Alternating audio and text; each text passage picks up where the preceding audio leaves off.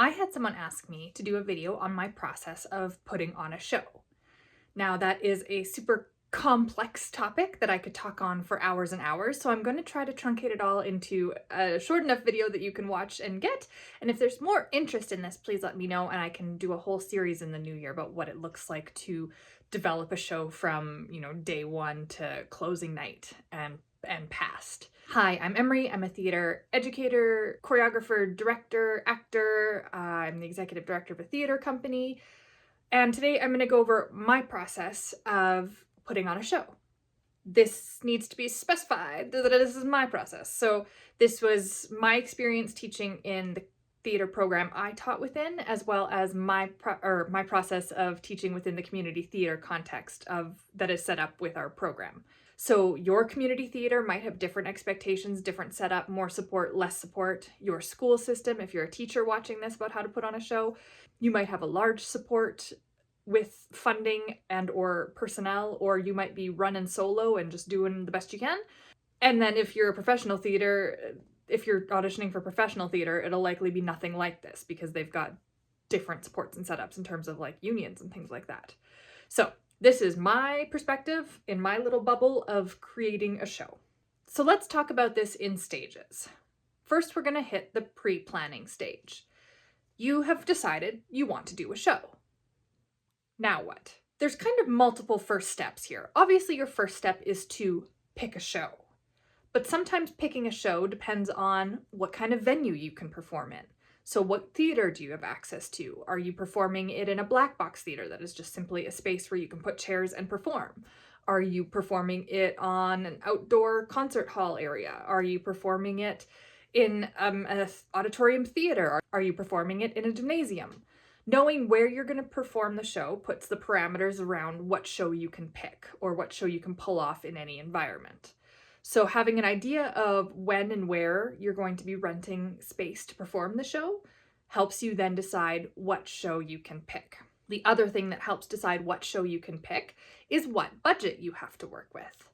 So the rights for shows can be very expensive. So you can't just decide to do a show and then put it on. You have to get the rights to perform it from one of the rights holding companies. This can range from a couple $100 a show to a couple $1,000 a show. I have done shows for as little as $500 and I've done shows for $12,000. So it completely depends on your budget, what shows you can produce. If you're just starting out, you might need to start with smaller, less expensive shows to build a savings to be able to do the big shows. Or if you're in a school system that has the support and the funding to do a big show, doing those nice big ones is great because they are a well-known title that bring in an audience. All things you have to consider when picking your show. So I would love to say the first step of doing a show is picking what show you want to do, but there's a whole bunch of things that you need to consider before just picking a show. The other thing you need to consider is who you have access to in your cast. You can't always know who's going to come out and audition, but you need to make sure that you have enough folks to fill the spots of the show. If you were going to do a big musical, but it was your first show ever and maybe you have 5 people come audition, that's a challenge. So there's so much to think about. You want to make sure you have the right diversity for a show, the right gender inclusions for a show, lots to think about before picking the show itself. So that is pre-production.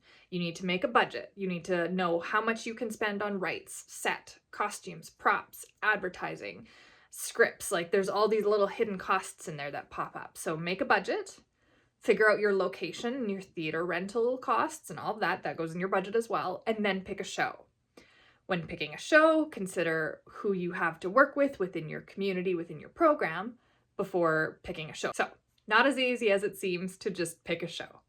Then when you decide what show you want, you need to apply for rights and see if you are granted the right to do that production at that time, specific time when you're presenting, and for the community that you're presenting within. Because sometimes they won't give rights if like 2 community theaters within the same community are trying to do the same show or something like that. So you have to get the rights, get approved for the rights, then you are ready to start auditioning.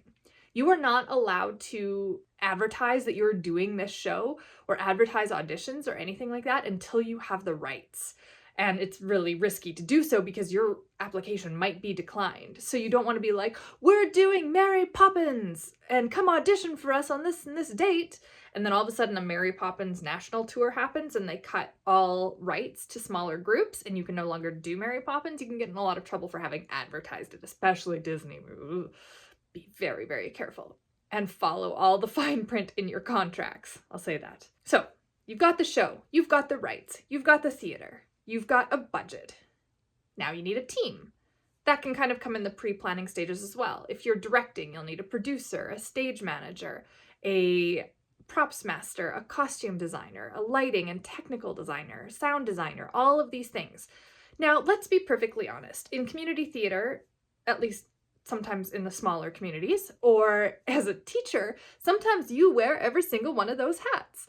That is just how it happens. So in an ideal situation, you have a great team that will support you and not drop a ball, and it would be great. I've never directed in an ideal situation like that. I've had wonderful teams in the past, but there's always something that happens because it's community theater or it's school-based theater, and that is life. It is not a professional production. You can't hold somebody to it because they're not getting paid. Cross your fingers, hope for the best. Put together as strong of a team as you can. All right, where are we? So we've got rights, we've got a theater, we've got a team, we have a budget. Now we need a cast. So you can open a call for auditions. When you are calling for auditions, please make sure you tell the actors what they're auditioning for and what your expectations are. So give them what your requirement of them to sing is. Do they need to prep a song? Do they need to prep a monologue? Are you wanting them to cold read? What do you want your audition to look like? Do you need them to do a dance call? So being really specific in your audition callouts can help actors prepare for you and then thusly come in less nervous and less unprepared. You'll still have some that come in unprepared because that's, but giving them specific instructions helps on that end as they come in and perform for you. So auditions can be a multi-step process if you want. You can run your first bank of auditions, and then from within that you can call back a certain amount of people, do some chemistry testing with different actors reading with each other, see where there's a nice connection, what kind of casting looks you need to put together, all of that. So I would just be as fair to your actors as possible, but also fulfill your artistic vision as best as possible. Once you have it cast, you inform people of their cast list, and then you can do a table read. This is just, again, what I do. I get everybody together, we read the show through once, we see what it's gonna sound like, what it's gonna look like, everybody meets and greets each other, and then we jump into rehearsals. So one thing I am very strict on for myself as a director is having a very effective rehearsal schedule. I live a very busy life. I do not like my time being wasted. And so I expect that my actors feel the exact same way. So I'm not gonna call everybody to a rehearsal and then run one scene that only has 2 actors in it the whole rehearsal and have everybody else just sit there. To me, that's disrespectful of their time. Later on in the process, when I need to work a scene or something like that and they're there and they're watching, that's one thing. But when I'm just doing original blocking and things like that, I don't need a whole cast to work with 2 people.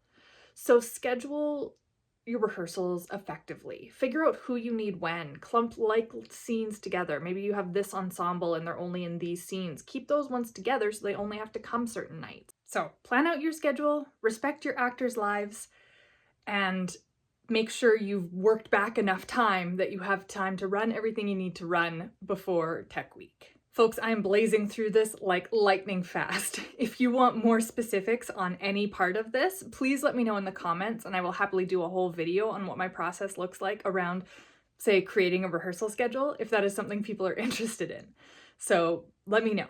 I'm going to jump back to pre-production in a sec, because while the rehearsal process is going, we've also got a design process that has happened and is or happening depending on your team. So you're thinking of things like set design, which generally needs to happen before any blocking is done because you need to know where your set pieces are going to be on the stage. You've got costume design, you've got lighting, sound, props, all these things being created alongside the actors working on the show with you, and all these different things that you need to have in your head design-wise as well. So you want to work with your designers to have your vision come to life alongside their artistic choices as well. So it's a balancing act.